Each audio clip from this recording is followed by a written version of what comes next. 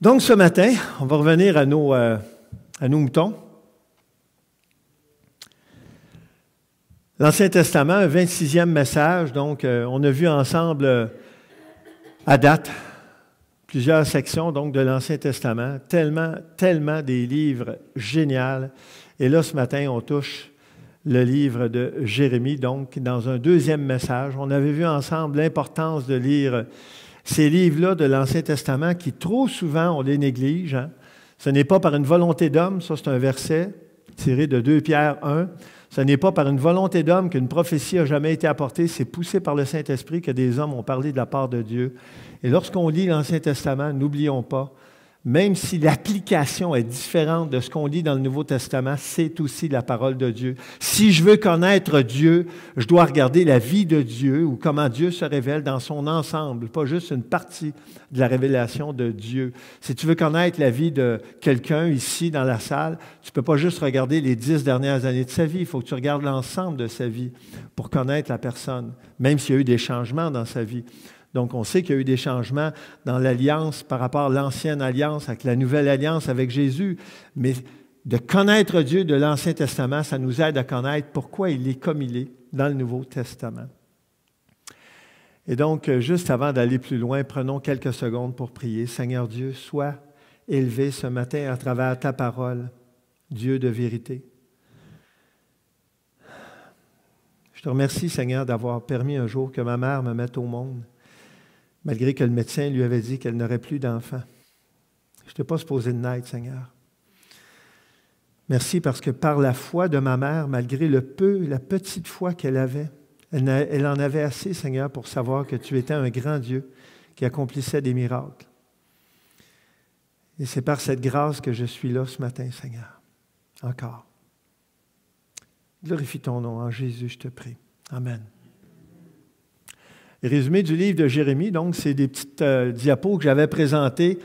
Si vous regardez l'image vaut 1000 mots. Hein? On voit un cycliste qui s'en va dans une direction alors que clairement, il y a 2 flèches qui indiquent d'aller dans l'autre direction. Et c'est comme ça que le peuple faisait. Et j'espère que ce n'est pas comme ça que nous, on fait. Si le Seigneur nous montre une direction puis on va dans l'autre direction, on s'expose à des problèmes. C'est comme ça. Donc, le livre de Jérémie, écrit entre 630 et 580, relate les dernières prophéties présentées à Juda annonçant qu'une destruction imminente surviendrait si la nation ne se détournait pas de ses transgressions idolâtres. Le prophète enjoint la nation à revenir à l'Éternel, donc à changer de direction. Mais malgré cela, il sait très bien que la destruction de Juda est inéluctable à cause de leur profonde idolâtrie spirituelle. Et croyez-moi, si on regarde ce qui se passe sur la planète Terre, il y a beaucoup de choses qui peuvent...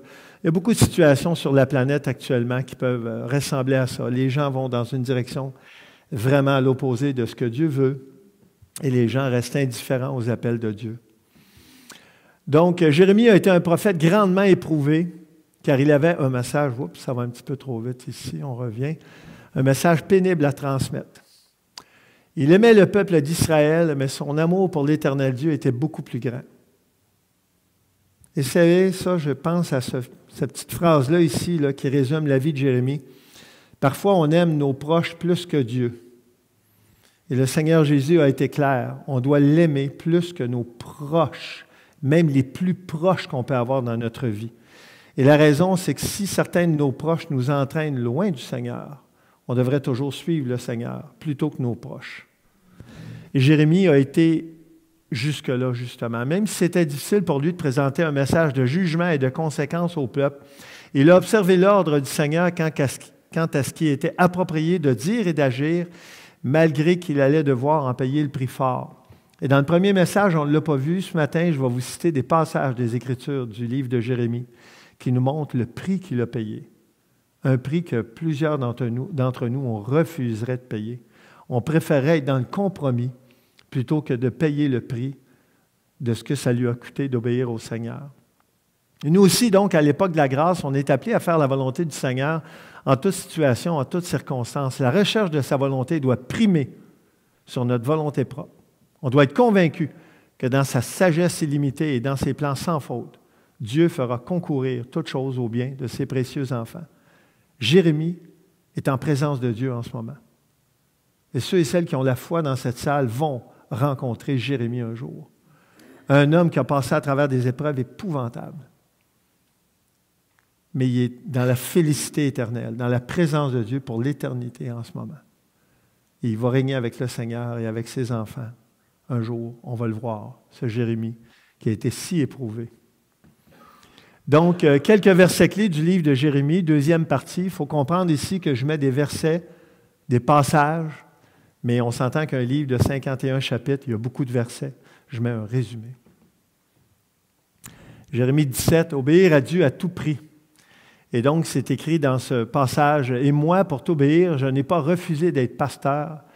Je n'ai pas non plus désiré le jour du malheur, tu le sais. » Jérémie a tellement vécu de jour du malheur qu'il a écrit ça. « Je n'ai pas désiré le jour du malheur. » Mais il était prêt à passer à travers l'épreuve, par obéissance au Seigneur. Hein? Pour t'obéir, je n'ai pas refusé d'être pasteur. Et le mot pasteur, on sait, c'est berger. Et être berger d'un peuple rebelle, ça coûte cher. C'est facile d'être berger quand tout le monde dit Amen, quand tout le monde dit OK, quand tout le monde est prêt à suivre le Seigneur. C'est facile d'être berger. Comme moi, je suis enseignant. Vous savez, c'est très facile d'être enseignant quand tous les élèves sont d'accord avec ce que tu dis, quand tous les élèves font ce que tu demandes. C'est très facile. Est-ce que c'est la réalité? Et la réponse, c'est non! Non! Ça fait 30 ans et plus que j'enseigne, ça fait 30 ans que je n'ai pas le choix de reprendre des élèves. Pourquoi? Parce qu'ils ne font pas ce qu'il faut faire. Parce qu'ils font le contraire. Et c'est exactement comme ça aussi pour la vie dans le Seigneur. Sauf que Jérémie est arrivé à une période particulièrement pénible de l'histoire du peuple et il s'est retrouvé à être berger, à être pasteur à une époque où personne n'aurait voulu l'être. Mais par obéissance au Seigneur, il a accepté de le faire et d'en payer le prix.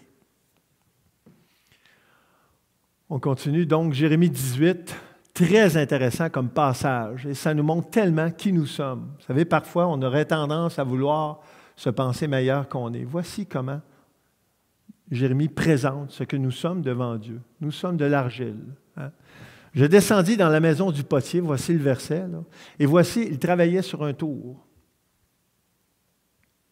Pourquoi il y a comme une petite lenteur? Le vase qu'il faisait ne réussit pas, comme il arrive à l'argile dans la main du potier. Il en refit un autre vase, tel qu'il trouva bon de le faire. Désolé, il y a comme une petite lenteur à matin. Et la parole de l'Éternel me fut adressée en ces mots. Ne puis-je pas agir envers vous comme ce potier, maison d'Israël, dit l'Éternel. Voici, comme l'argile est dans la main du potier, ainsi vous êtes dans ma main, maison d'Israël. Ce que je vous dirais simplement, est-ce que vous réalisez qu'on est tous différents? On est tous différents, on a tous des vies différentes. On a des couples différents pour ceux qui sont en couple, pour ceux qui ne sont pas en couple. Réalisez qu'on est différents les uns des autres. On n'a pas le même âge, on n'a pas les mêmes situations, des fois au niveau du travail, au niveau de la santé, à plusieurs égards. Hein? Mais si on est capable de réaliser que Dieu nous a créés uniques et différents, c'est pas mal plus facile d'apprécier la vie que le Seigneur met devant nous, au lieu d'envier celle des autres. Voilà. Je crois que dans la vie chrétienne, c'est une grande bénédiction d'apprécier qui nous sommes, comment Dieu nous a fait, avec nos forces, avec nos faiblesses, avec nos limites, mais avec nos dons également. Dans Jérémie 17, il est écrit « L'Éternel, c'est-à-dire « Guéris-moi, Éternel, et je serai guéri, sauve-moi et je serai sauvé, car tu es ma gloire. » Et d'entrée de jeu, je pose la question, as-tu besoin d'être guéri? Hein? Vous savez, en apparence, on est tous beaux et en santé ce matin-là. Moi, je vous regarde, vous êtes tous beaux, vous êtes tous bien habillés. Moi aussi, j'ai pris le temps de m'habiller comme il faut un matin, même mettre une cravate, alors qu'au travail, je n'en porte jamais. Hein? Mais ça ne veut pas dire qu'il n'y a pas de blessures intérieures. Peut-être certains ici ont des blessures intérieures, puis ont besoin d'être guéris.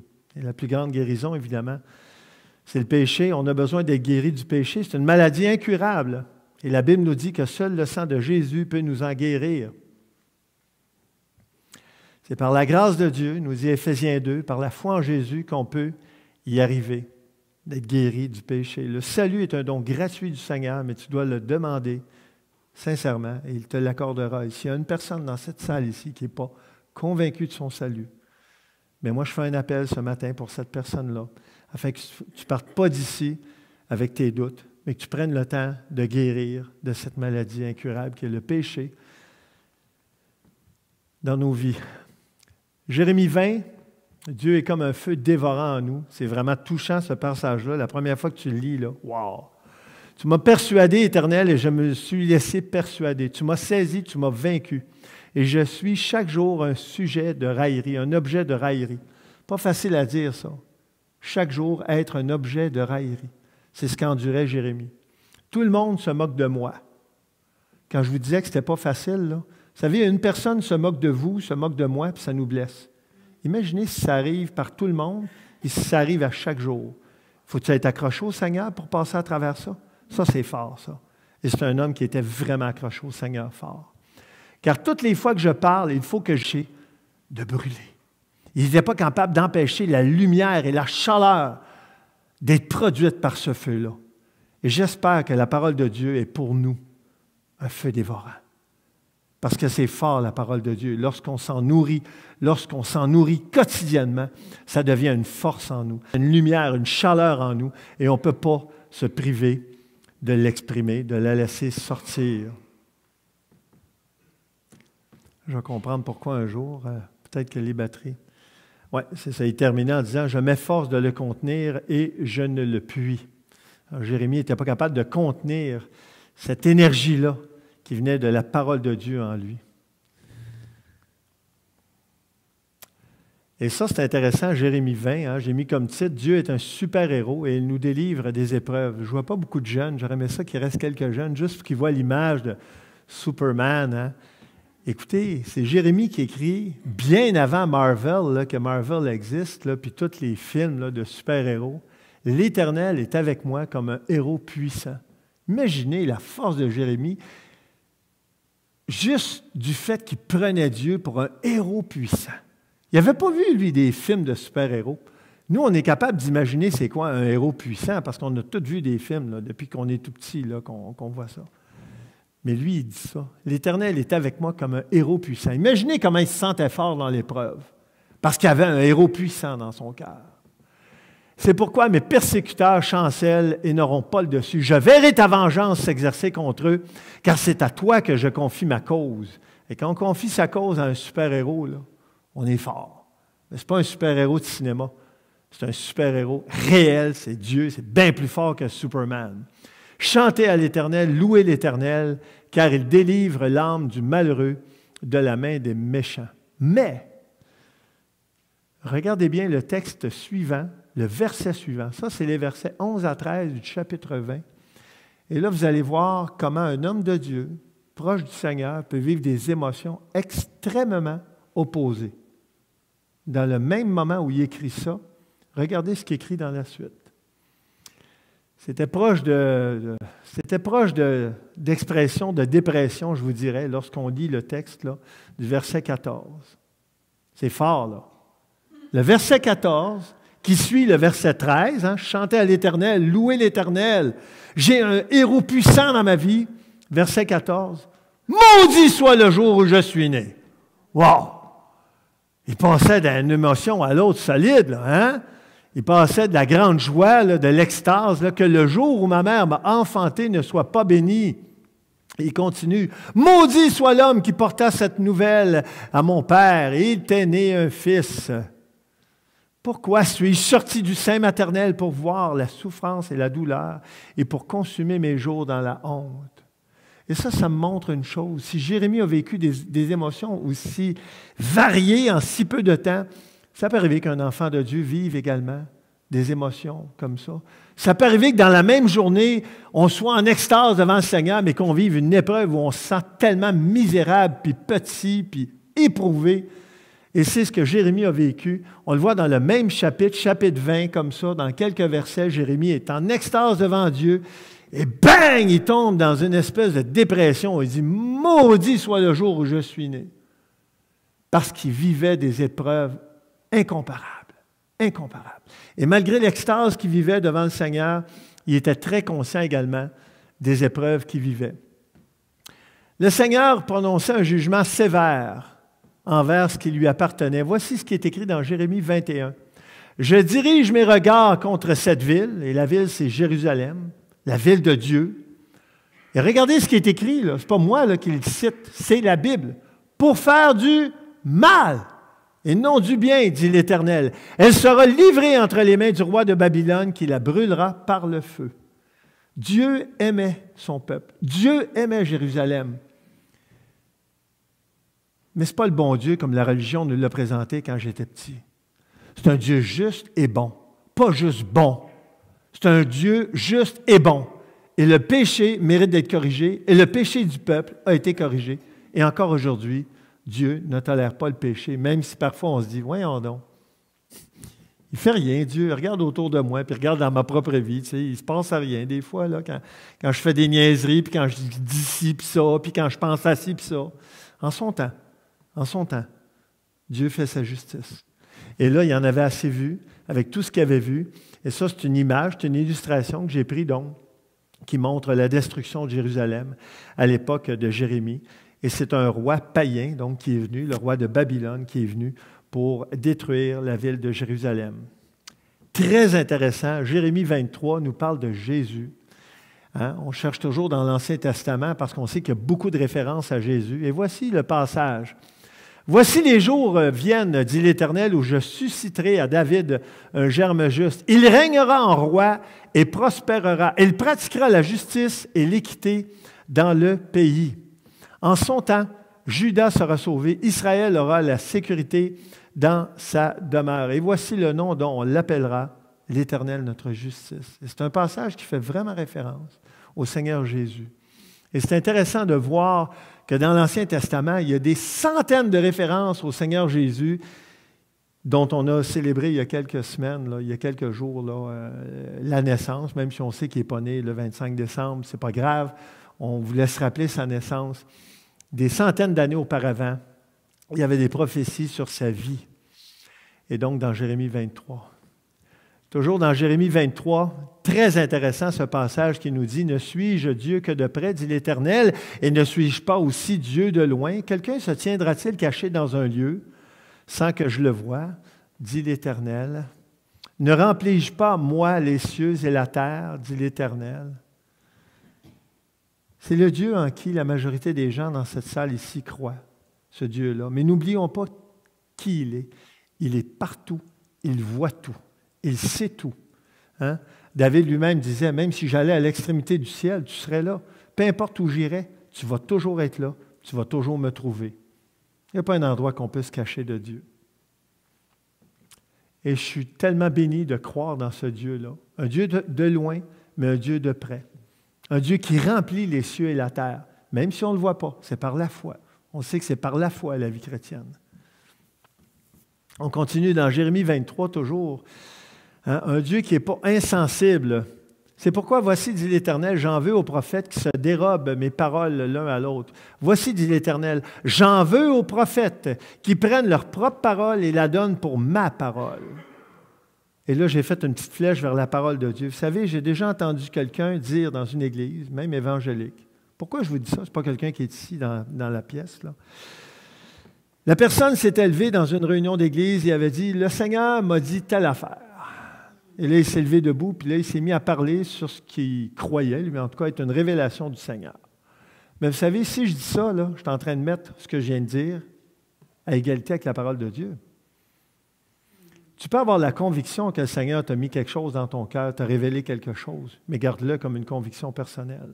Parce que le jour où tu te lèves debout pour dire aux autres, « Hey, voici ce que le Seigneur m'a mis à cœur. » Puis là, tu te mets à dire de quoi qui a un impact sur la vie de tout le monde autour de toi, mais tu es en train de prendre ta parole puis de la mettre pour la parole de Dieu, et on ne doit pas faire ça. Absolument pas.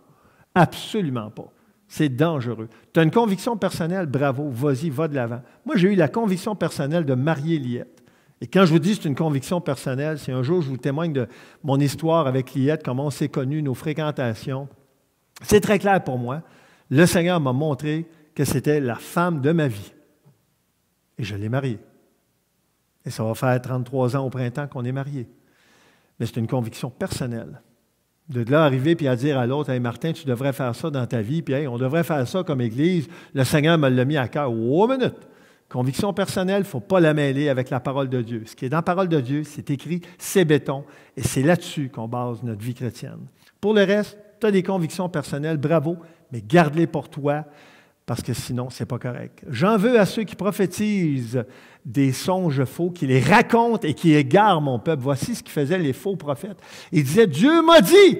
Puis là, ils partageaient ce qu'ils pensaient au peuple pour les égarer. Et Dieu était fâché contre ça. Et regardez, 3 fois, il dit, j'en veux, j'en veux, j'en veux. Le Seigneur est un Dieu juste, un Dieu parfait, puis il ne veut pas qu'on joue avec sa parole. Sa parole, c'est la vérité. Sa parole est la vérité. Pas nos petites convictions personnelles. L'Éternel Dieu est souverain. Jérémie 27. C'est moi qui ai fait la terre, les hommes, les animaux qui sont sur la terre par ma grande puissance. Et je donne la terre à qui cela me plaît. Et vous allez voir pourquoi j'ai mis ce passage-là en particulier. Hein? Je donne la terre à qui cela me plaît. Je livre tous ces pays entre les mains de Nebuchadnezzar, roi de Babylone, mon serviteur. Ça, c'est une statue de Nebuchadnezzar, roi de Babylone. Et le texte continue en disant, « Je lui donne aussi les animaux des champs pour qu'ils lui soient assujettis. Toutes les nations lui seront soumises, à lui, à son fils, au fils de son fils, jusqu'à ce que le temps de son pays arrive et que des nations puissantes et de grands rois la servissent. » Dieu a pris ce qui lui appartenait, il l'a donné à un chef païen, à un roi païen, non-croyant. Et Dieu a accompli sa volonté par cet homme-là. Pourquoi je vous dis ça? Parce qu'on a tendance parfois à avoir des œillères puis à oublier que Dieu peut utiliser qui pour faire sa volonté? Qui? N'importe qui. N'importe qui. Dieu pourrait même utiliser un peuple en ce moment sur la terre pour faire sa volonté souveraine, d'une façon que nous, on ne comprend pas toujours, puis prenons garde avec les interprétations de ce qui se passe sur la terre là, en ce moment, partout. Mais on le voit très bien dans la Bible, à d'autres reprises également, que Dieu a utilisé des non-croyants pour accomplir sa volonté. Et là, ce n'est pas rien, là. Parce que Nebuchadnezzar, il y avait du pouvoir. Et de qui venait ce pouvoir-là? De Dieu directement. Je donne la terre. Je livre ces pays. À qui? À un non-païen pour accomplir sa volonté. Mais, regardez, on le voit à la fin, il le fait jusqu'à un temps. Et à un certain moment donné, Dieu va reprendre ce qu'il avait donné à Nebuchadnezzar. Et il va le punir pour ce qu'il aura fait de pas correct. Et Dieu savait tout ça d'avance. Un grand Dieu, un Dieu puissant. Jérémie 29, ça c'est intéressant. Écoute, j'avais appris ce verset-là, moi, quand j'étais aux études à l'université dans la région de Montréal. Et voici, ça dit, « Ainsi parle l'Éternel des armées, le Dieu d'Israël, à tous les captifs que j'ai amenés de Jérusalem à Babylone. » C'est Dieu qui avait amené les captifs. Hein, on lit l'histoire, des fois on se dit « Ah, pauvre peuple qui a été déporté à Babylone. » Non, non, non, c'est Dieu qui les a sortis d'Israël pour une punition, pour les amener à Babylone. Et voici ce qu'il dit, « Bâtissez des maisons, habitez-les, plantez des jardins, prenez des femmes, engendrez des fils et des filles, multipliez là où vous êtes, recherchez le bien de la ville où je vous ai amené en captivité et priez l'Éternel en sa faveur, parce que votre bonheur dépend du sien. » Est-ce que ça vous est déjà arrivé de prier pour la ville où vous vivez? Vous savez quoi? Moi, la première fois que j'ai lu ce passage-là, j'ai dit, ben voyons donc. Je n'ai jamais pensé que je pouvais prier pour la ville où je vivais. Mais vous savez, il y a des décisions qui se prennent parfois au niveau de la politique municipale ou des politiques provinciales et les politiques nationales qui nous influencent. Mais quand est-ce qu'on pense à prier pour ça? Rarement, hein? Rarement. Pourtant, même dans le Nouveau Testament, ça parle de prier pour les dirigeants, pas juste les croyants. La majorité des dirigeants politiques ne sont pas croyants. On doit prier pour eux autres. Et donc, moi, je vous encourage à le faire également. Et toujours dans Jérémie 29, voici ce que dit l'Éternel. Dès que 70 ans seront écoulés pour Babylone, je me souviendrai de vous. Hein. Le Seigneur a déporté son peuple, mais il ne les avait pas abandonnés. Et j'accomplirai à votre égard ma bonne parole en vous ramenant dans ce lieu. Dieu les a déportés et Dieu les a ramenés. Car je connais les projets que j'ai formés sur vous, dit l'Éternel. Projet de paix, hein, le symbole de la paix, la colombe, et non de malheur, afin de vous donner un avenir et de l'espérance. Je ne sais pas c'est quoi vos projets de vie. Certains n'ont pas beaucoup de projets peut-être. Peut-être d'autres, vous avez beaucoup de projets. Mais on a un Dieu de projets. Et Dieu a des projets. Regarde 2 fois le mot projet. Je connais les projets. Est-ce que c'est seulement pour cette époque-là que Dieu avait des projets pour son peuple? Est-ce qu'il n'y en a pas des projets aujourd'hui pour nous? Oui, il y a des projets pour nous. Encore faut-il être disponible. Pas à demander à Dieu de rentrer dans mes projets, mais moi d'entrer dans ces projets, de dire, Seigneur, tu as des projets pour moi, utilise-moi, me voici, envoie-moi. Qui a dit ça? Ésaïe a dit ça. Est-ce qu'on n'est pas capable de dire comme Ésaïe, me voici, envoie-moi? Je veux rentrer dans tes projets, Seigneur, et je veux être un instrument entre tes mains. Projet de paix et non de malheur, afin de vous donner un avenir et de l'espérance. En l'espérance, j'ai mis l'image de quelqu'un qui marche dans un tunnel avec la lumière au bout du tunnel. Peut-être certains d'entre nous, on se sent comme ça ce matin. On ne voit pas la lumière au bout du tunnel. L'important, c'est que le Seigneur la voit. Il y a une suite à la diapo suivante, donc du même passage. Et la suite, ça dit ceci. Vous m'invoquerez, vous me prierez et je vous exaucerai. Voici notre Dieu. C'est un Dieu qui n'a pas la sourde d'oreille. C'est un Dieu qui est capable d'écouter son peuple et de répondre à son peuple. Ça veut-tu dire qu'il va nous donner tout ce qu'on lui demande? Heureusement, la réponse, c'est non. Puis il ne va pas toujours le donner au moment où on le demande. Pourquoi? Parce qu'on fait des mauvaises demandes parfois. On demande des mauvaises choses. Hein? Mais voici la promesse qu'il dit dans ce passage-là. Vous me chercherez et vous me trouverez à une condition. C'est quoi? Si vous me cherchez de tout votre cœur. Dieu veut des cœurs entiers. Je me laisserai trouver par vous, dit l'Éternel. Je vous rassemblerai de toutes les nations, de tous les lieux où je vous ai chassés. Ah, j'ai de la misère avec ce mot-là. Dit l'Éternel, je ne le répéterai pas en tout cas. Et je vous ramènerai dans le lieu d'où je vous ai fait aller en captivité. Voici notre grand Dieu. Il a des projets de paix. Il a des projets pour nous. Il veut nous faire du bien. Il veut qu'on l'invoque, il veut qu'on le prie et il va nous exaucer en son temps, à sa façon. Et c'est important de le croire, parce que c'est ça la vie chrétienne. C'est une marche par la foi quotidienne. Et si Dieu te déplace dans un endroit qui n'est pas tout à fait celui que tu voulais, bien dis-toi que c'est peut-être temporaire parce qu'en son temps, il va te ramener également, comme il a fait avec son peuple. Hein? Je me laisserai trouver par vous. Jérémie 31, extraordinaire petit passage, verset 3. De loin, l'Éternel se montre à moi. Et regardez ce qui est écrit. C'est pas beau, ça, rien qu'un peu. Je t'aime d'un amour éternel. Voici l'amour de Dieu pour son peuple. Je t'aime d'un amour éternel, c'est pourquoi je te conserve ma bonté. Peut-être que des fois, tu te demandes comment Dieu peut-il m'aimer encore? Parce que Dieu, il est là, puis toi, tu es ici. Dieu est là, je suis ici. Dieu est parfait, je suis imparfait. Dieu est complet, je suis incomplet. C'est pour ça qu'il a réussi à nous aimer. Et Jérémie 31, c'est intéressant, par un chant que je chante depuis le début de ma vie chrétienne, que j'ai découvert un jour dans ce vieux livre de Jérémie dans l'Ancien Testament. « Jeunes et vieux se réjouiront ensemble. » Ça vient de là, hein? Les jeunes hommes et les vieillards se réjouiront aussi. « Je changerai leur deuil en allégresse et je les consolerai. Je leur donnerai la joie après leur chagrin. » Petit cantique qui vient de Jérémie 31, chant de réjouissance et d'espoir joyeux, qui provient pourtant d'un livre triste. Le livre de Jérémie, ce n'est pas un livre de joie. Et ça montre qu'il y a un temps pour tout dans la vie chrétienne. Il y a un temps pour, comme dit l'Ecclésiaste, pour pleurer, et il y a un temps pour rire. Mais quand c'est le temps de pleurer, pleurons. Et quand c'est le temps de rire, bien, arrêtons de pleurer. Hein?